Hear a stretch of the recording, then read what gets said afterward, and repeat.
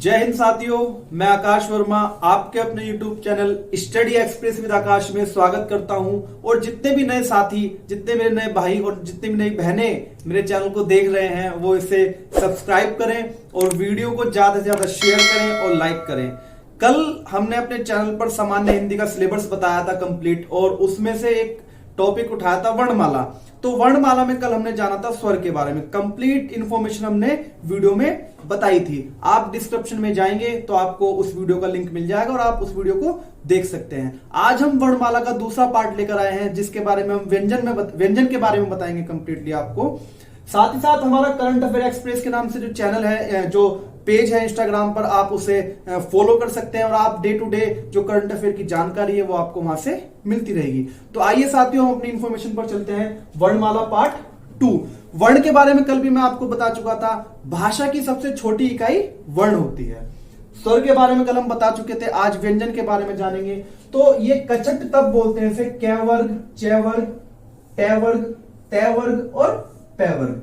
क वर्ग की बात करूं तो क वर्ग में क, ख, ग, घ और अंगा आता है। और अगर मैं च वर्ग की बात करूं तो इसमें च, छ, ज, झ और इया आता है। इसे क्या बोलेंगे? इया बोलेंगे।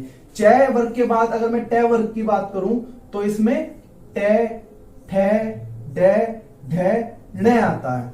और अगर मैं त वर्ग की बात करूं तो त वर्ग में त, थ, द, ध, न आता है। और प वर्ग की अगर हम बात करेंगे तो प वर्ग में प, फ, ब, भ और म आएगा।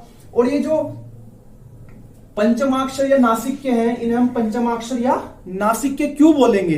तो इसे पंचमाक्षर या नासिक्य बोलने का कारण यह है कि ये नाक के सपोर्ट से बोले जाएंगे। आप बिना नाक के सपोर्ट के आप इन्हें बोल ही नहीं सकते। आप अगर नाक बंद करके इसे बोल के देखेंगे तो आप नहीं बोल पाएंगे। और अगर नाक बंद करने के बाद आप इसे बोल दें और सामने वाला समझ जाए, या तो आप बहुत बड़े कलाकार हैं, आप बहुत बड़े कलाकार हैं, या सामने वाला बहुत बड़ा कलाकार है।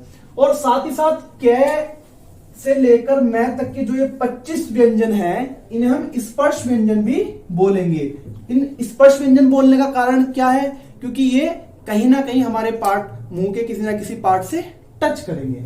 ठीक है साथियों। फिर इसके बाद में ड और ढ, जब यहां पर ये अनुस्वार लगा रहेगा तो इसे उत्क्षिप्त व्यंजन बोलेंगे। क्या बोलेंगे? उत्क्षिप्त व्यंजन। ये पूर्णतः हिंदी में विकसित वर्ण है। किसमें है? पूर्णतः हिंदी में विकसित वर्ण है। ये या तो किसी भी शब्द के बीच में आएंगे या उस शब्द के अंत में आएंगे। आप इससे कुछ भी शब्द लिखोगे तो वो आपको या तो ये दो जो हमारे वर्ण है बीच में मिलेंगे या ये अंत में मिलेंगे। लेकिन इसका अपवाद जो एग्जाम में पूछा गया है, जैसे कि पंडित, पंडित शब्द जो है संस्कृत का शब्द है। ठीक है, तो ये वाला जो ये ड है, ये इसमें इसे बीच में मिल रहा है तो ये अपवाद हुआ। और जैसे रोड शब्द हो गया, रोड शब्द किसका शब्द है? हमारा इंग्लिश भाषा का शब्द है। ठीक है साथियों। फिर इसके बाद मैं बात करूंगा अंतस्थ व्यंजन की। किसकी? अंतस्थ व्यंजन की।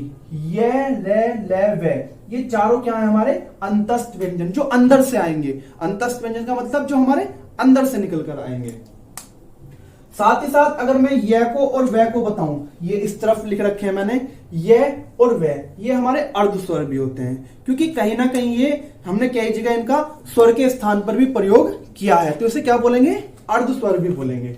जैसे हमने लिख रखा है कौवा, तो ये कौवा हम इसे आ से भी लिख सकते हैं और इसे इसमें व का भी इस्तेमाल कर सकते हैं। जैसे महिला है तो हमने इसे इससे भी लिखा, स्वर से, एडी से, और हमने ये से भी लिख लिया। तो ये और व को हम क्या बोलेंगे साथियों? अर्ध स्वर बोलेंगे।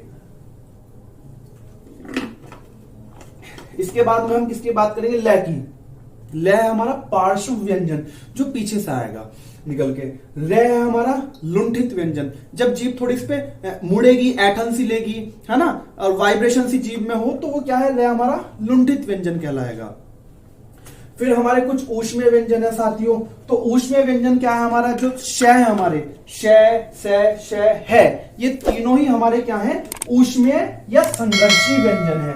जब आप इन्हें बोलेंगे तो इनके बोलते समय गर्म हवा बाहर आएगी, है ना, अंदर से गर्म हवा बाहर आएगी। और इसका एक साइंटिफिक भी इसका मैं आपको प्रमाण दे रहा हूं कि यदि आपके सिर में दर्द हो रहा हो, साथियों ध्यान से सुनना, तो इन चारों जो हमारे वर्ण है ये, इसे आप बोलकर कम से कम 100 बार बोलिए, है ना, बिल्कुल स्ट्रेट होकर बैठ जाइए, 100 बार आप इसे बोलिए तो सिर का दर्द दूर हो जाएगा जब आपकी गर्म हवा मुंह से बाहर आएगी। ठीक है साथियों, तो ये ऊष्म या संघर्षी व्यंजन क्या है? ये चारों वर्ण हमारे ऊष्म या संघर्षी व्यंजन हैं। और ये हमारे 4 व्यंजन क्या है? संयुक्त व्यंजन। क्या है ये? संयुक्त व्यंजन। ये चारों संयुक्त व्यंजन है और इनका आपसे सेपरेट क्वेश्चन भी एग्जाम में पूछा जाता है। आगत व्यंजन क्या है? ये आगत व्यंजन अधिकतर अरबी या फारसी भाषा से लिए गए हैं। इसमें नुक्ता लगता है। क्या लगता है? नुक्ता। और इसे थोड़ा भारी करके पढ़ते हैं, है ना, जैसे कि जय, वे, है ना। और मोस्टली आपको इन शब्दों का इस्तेमाल हिंदी भाषा में ज्यादा देखने को मिलेगा, है ना, अधिकतर आप इन शब्दों को देखेंगे। तो ये व्यंजन के बारे में जानकारी थी। अब हम व्यंजन को अलग अलग पार्टों में कर पढ़ेंगे कि व्यंजन कौन सा घोष है, कौन सा अघोष है। प्राणत्व के आधार पर पढ़ेंगे कि किसमें कम प्राण लगता है, अल्प प्राण और महाप्राण के बारे में इसमें हम पढ़ेंगे। ठीक है साथियों। अच्छा, अब हम क्या करेंगे? अब हम वर्णों का या व्यंजनों का वर्गीकरण समझेंगे। तो अगर मैं घोषत्व के आधार पर बात करूं तो हमने वर्णों को 2 पार्टों में तोड़ दिया है, अघोष और सघोष। अघोष क्या है? अघोष वो है जहां पर हमारी स्वर तंत्रियां कंपन नहीं करती, जहां पर हमारी स्वर तंत्रियां कंपन नहीं करती, है ना। तो इसके अंदर जो हमारा ये 25 हमारे व्यंजन है, इसमें जो पहली और ये दूसरी लाइन है, ये इन्हें जब आप बोलेंगे तो इन्हें बोलते हुए आपकी स्वर तंत्रियां कंपन नहीं करनेगी।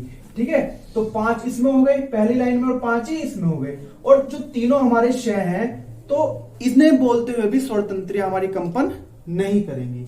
और अगर मैं सघोष की बात करूं तो सघोष के अंदर जब हम इन्हें बोलेंगे तो हमारी स्वर तंत्रियां हैं कंपन, वाइब्रेट करेंगी बोलते हुए। ठीक है ना। तो जो हमारी तीसरी लाइन है, जो हमारी ये चौथी लाइन है, जो हमारी ये 5वीं लाइन है, जब आप इन्हें बोलेंगे तो वाइब्रेशन होगी हमारी स्वर तंत्रियों में, है ना। जैसे कि गे, जय, घे, है ना। तो जब आप इन्हें बोलेंगे तो आप इन्हें बोलते हुए पाएंगे कि कंपन हो रहा है हमारे। ठीक है।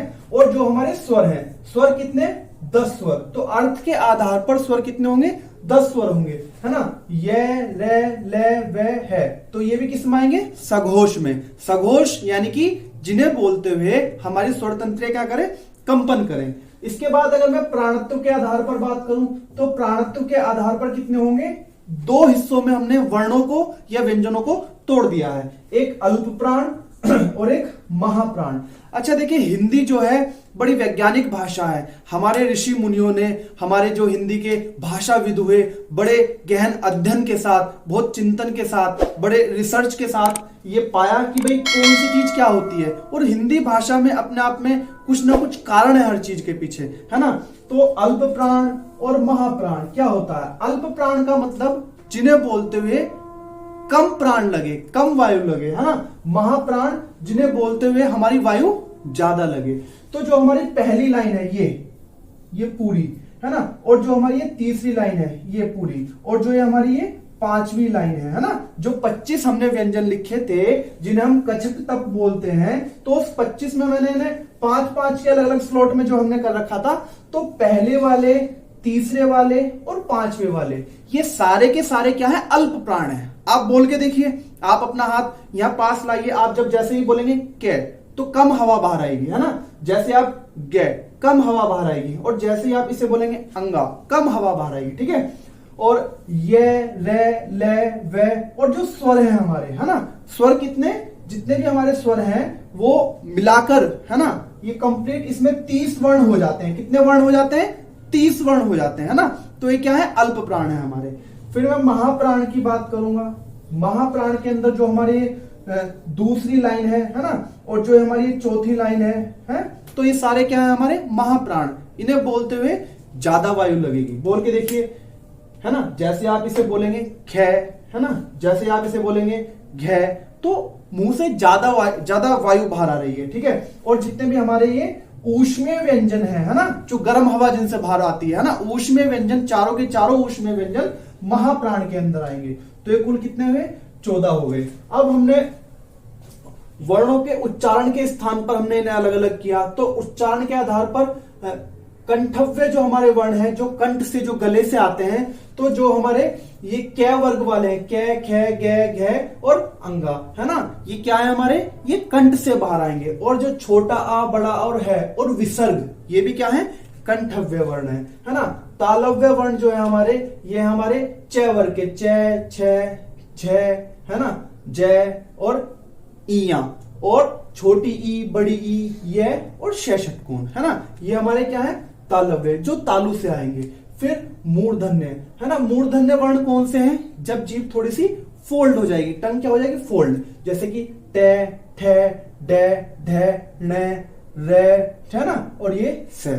और फिर इसके बाद में दंतव्य, है ना, जो दांत के सपोर्ट से, ते, जब जीभ हमारी दांत पर लगेगी तो वो दंतव्य कहलाएंगे, ते, थे, दे, धे, ने, ले, से, है ना। इन्हें बोलते हुए जीभ हमारी दांत पर टच होगी, बिना जीभ दांत पर टच हुए आप इन्हें नहीं बोल सकते। ओष्टव्य जो हमारे वर्ण है, ओष्ठ्य वर्ण जो है, जो होठ के सपोर्ट से बोले जाएंगे, वो क्या है, पे, जो पे वर्ग के जितने भी हैं सब क्या है, ओष्ठ्य हैं, पे, फे, बे, भे, में, छोटा ऊ, बड़ा ऊ, है ना, ये सब क्या है, ओष्ठ्य, यानी कि जो होठ के सपोर्ट से बोले जाएंगे, है ना।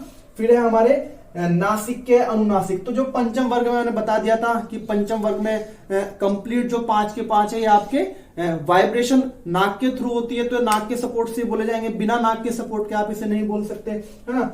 कंठ तालव्य, जिसमें आपका कंठ का भी और तालु का भी सपोर्ट है, तो ये दोनों जो है हमारे वर्ण, है ना, ये हमारे क्या है, कंठ तालव्य है। कंठोष्ठ, इसमें होठ का भी सपोर्ट है ना, और कंठ का भी सपोर्ट है, तो छोटा ऊ, बड़ा ऊ।